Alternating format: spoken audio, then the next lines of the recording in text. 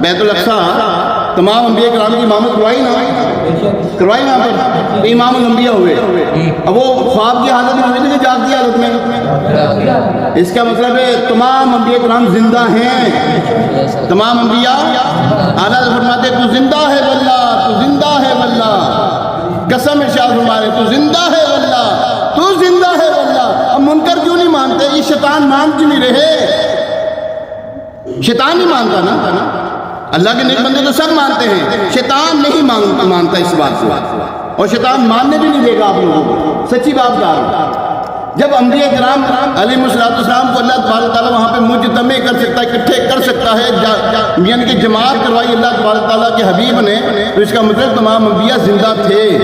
معراج میں کے اندر بے شمار حکمتیں ہیں، بے شمار حکمتیں ہیں، بے شمار مسائل کا جو ہے نا حل دیا گیا ہے معراج کے اندر.